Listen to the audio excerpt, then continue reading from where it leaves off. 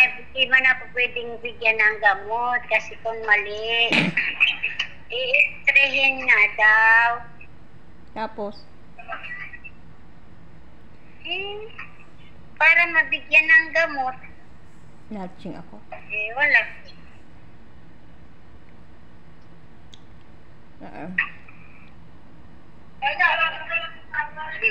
Yan tayo ang dumi ko.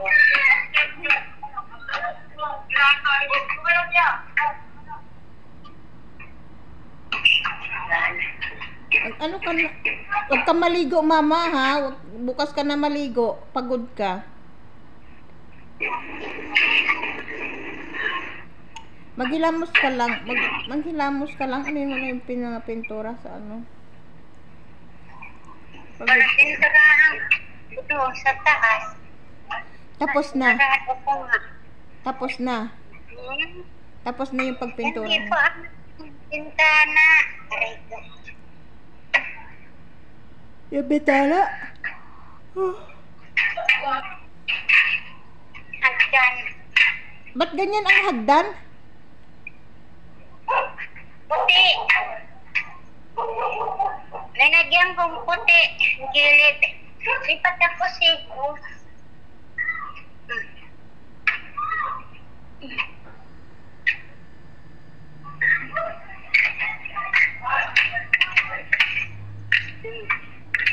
Lagyan kong kisame.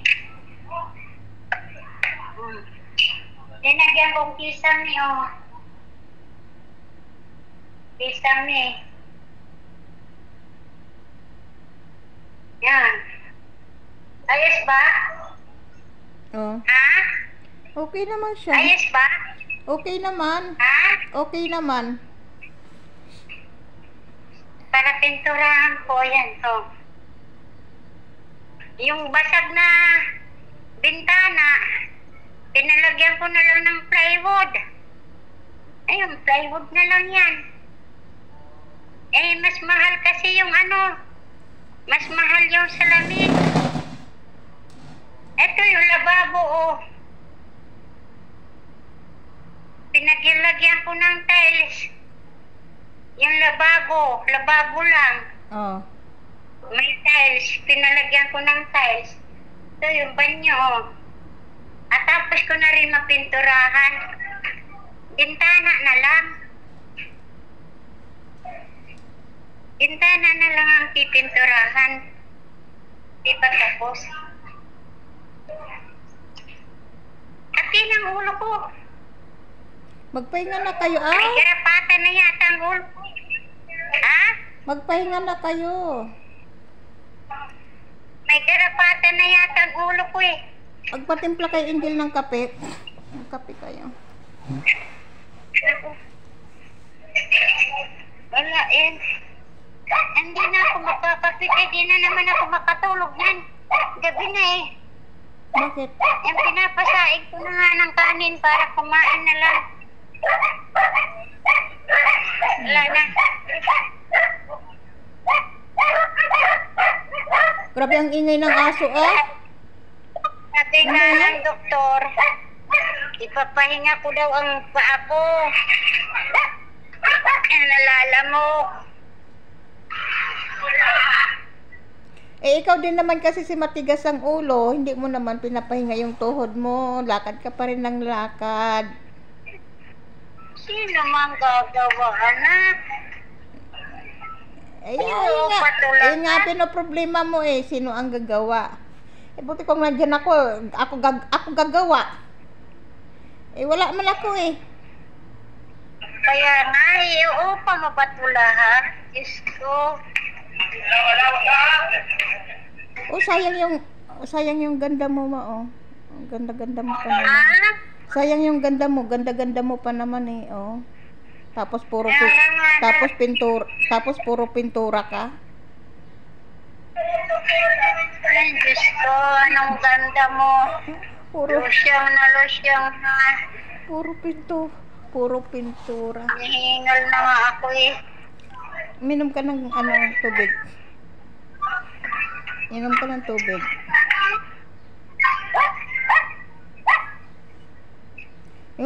Yung aso mo puro tahol.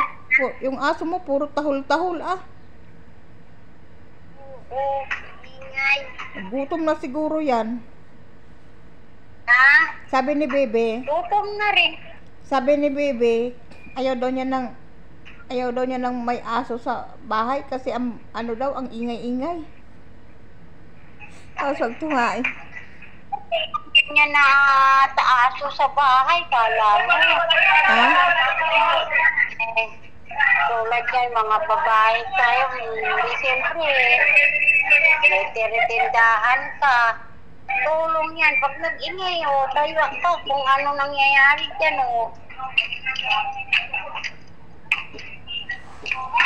Alam mo, tulong ang aso kay pinagtatakutan ng mga tao.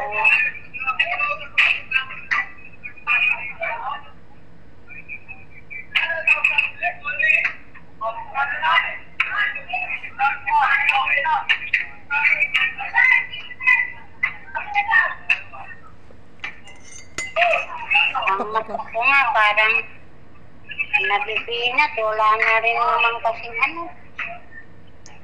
yung pampatak. Alam mo kung bakit mga nabibinat yung katawan mo, yung mata mo, kasi puro katrabaho, wala kang ibang ginawa, puro kalikot ng kalikot sa bahay. Yun, hindi ka nakakapagpahinga. Kasi kahit anong gamot sa'yo, kahit anong sa'yo, kung ganyan ang gagawin mo, wala talaga. Huwag mo na akong pagalitan kasi sino magagawa? Ayun nga eh, paano nga hindi kita pagalitan. Puro ka naman reklamo, ganito, ganyan, anak yung ganito. Ngayon, inaanuhan naman kita. Tapos, maya na naman, gawa ka na naman ng ganito. Ginawa mo na naman yung ganito. Anong magagawa ko? Dumis, ayaw ko pa na. Alam mo naman ang ayaw ko ng madumis. Kaya nga sabi ko sa'yo, kahit anong sabihin ko sa'yo at kahit anong iano ko sa'yo, wala din mangyayari kasi gawa ka ng gawa. Hindi kita pagalitan, hindi naman kita inaano. Ang kaso nga lang, syempre, ikaw din yung nagdadala sa sarili mo. Syempre, mo yan eh. Nararamdaman mo yan. Buti sana kung may magagawa ako kasi buti kung nandyan ako, maalalayan ko kayo. Wala man ako dyan. Makakabis or kaya. Kita mo nagkamot ng ulo mo. Magsuyod ka, baka mamaya may garapata na yung ulo mo.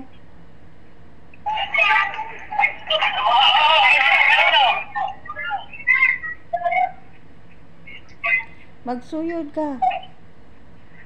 Kaya mo lang, puro ka na pintura, yung katawan mo puro pintura na, yung kamay mo pintura na. Ano pa? Wala eh. Ayan.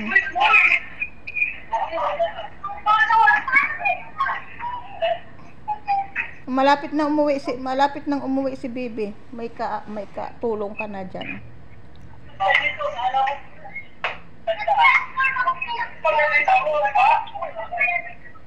Isa rin yun na. Isa rin yun nagre-reklamo.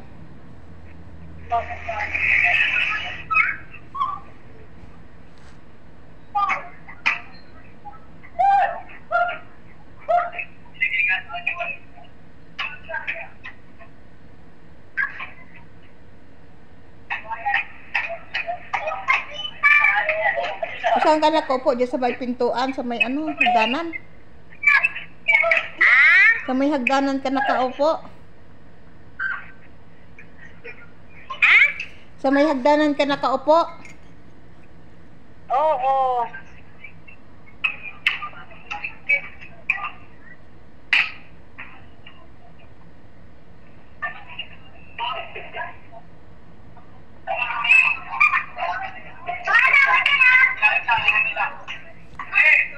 Ay, sinaing, Angel!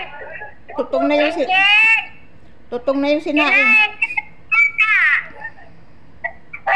Sila! Ano po yata sinaing?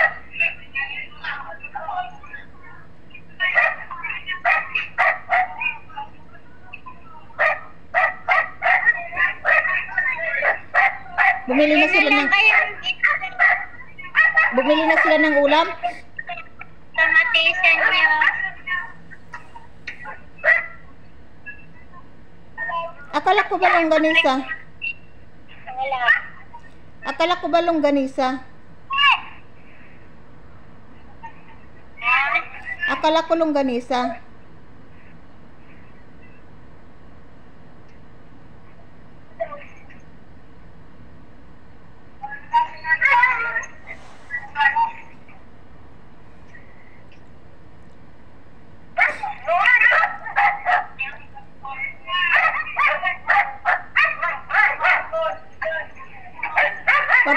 Mag-ano ka na nga, maghilamos ka na, mag-ano ka na, nagkakati-kati yung ulo mo, magsuyod ka.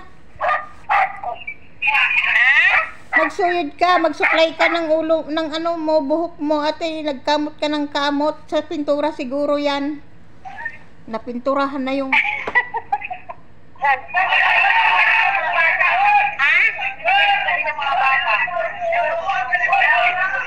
Bata, mayroon na. Mayroon nilipat na bukas. Hindi. Mag-ina.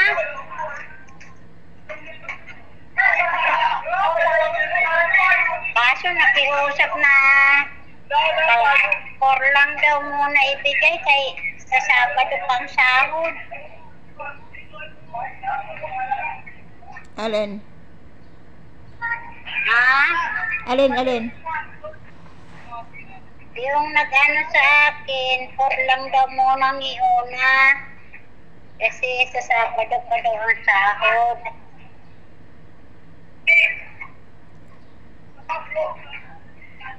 Tapos? Sabi ko, okay na yun eh. Bibili pa akong pintura eh. Diba? Yung ibabayad niya, ibabayad ko lang sa ano, ilaw at saka sa tubig. Yung 4,000 na ibabayad. Magbibigay daw mamaya, ay katapusan na ngayon. Baka kami mapadlakan sa tubig. 2,500 ang tubig namin. Babayad ko mamaya. Tapos yung kuryente naman namin, 205.